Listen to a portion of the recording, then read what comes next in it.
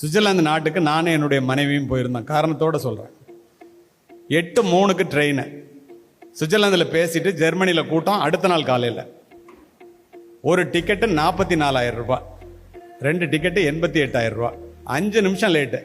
என்னங்க 5 நிமிஷம் தானே, இப்படி படுத்துறீங்களே, இது என்ன போலீஸ் ஸ்டேஷனா அப்படின்னு விட்டுட்டேன். வேகமாக நடந்து போனோம். எந்த இடத்துல தங்கி இருக்கிறோமோ அந்த இடத்துலேருந்து ரயில்வே ஸ்டேஷனுக்கு 3 நிமிஷத்தில் போயிடலாம். நாங்கள் 2 நிமிஷத்தில் போயிட்டோம். ஆனாலும் 4 நிமிஷம் லேட்டு. போய் பார்த்தா ட்ரெயின் இல்லை. ட்ரெயின் வரலடா அப்படின்ட்டு உட்காந்துட்டோம்.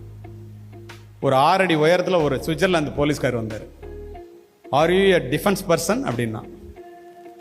நீ மிலிட்ரிக்காரனான்னு கேட்குறான். நோ ஐ எம் ஏ காப் அப்படின்னு. நான் கமிஷனர் ஆஃப் போலீஸ். என்ன? Oh are you an Asian அப்படின்னு கேட்டான். என்னடா அவன் ஆஷியனான்னு கேட்குறான்னு என் ஒய்ஃப் சொன்னாங்க, அவன் கரெக்டாக தான் கேட்குறான், நம்ம கண்டம் விட்டு கண்டம் வந்திருக்கோம். Yes I am an Indian. Oh you are unnecessarily wasting your டைம்னா. ஏடா நம்மளே இவன் டைமை வேஸ்ட் பண்ணுறேன்னு சொல்கிறானேன்ட்டு, ஐயோ நான் கரெக்டாக வந்துட்டேயா, உன் ட்ரெயின் நான் வரல, இந்தியாவை விட மோசமாக இருக்குன்னு சொல்லிட்டேன் ஒரு வார்த்தை. உடனே அவன் சொன்னான், டிக்கெட்டை கொடுனான்.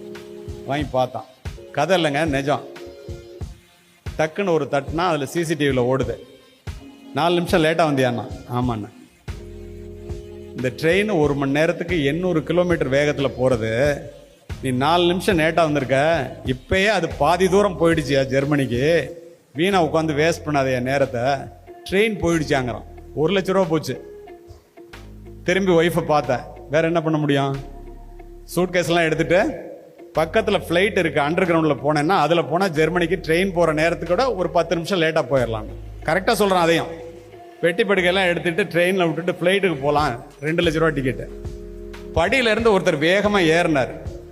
என்னடா இவர் எங்கேயோ பார்த்த மாதிரி இருக்குது, தமிழ்நாட்டுக்காரா இருக்காரு அப்படின்னு நினைக்கும் போது, என்ன கமிஷனர் சார் இங்கே நிற்கிறீங்க அப்படின்னாரு.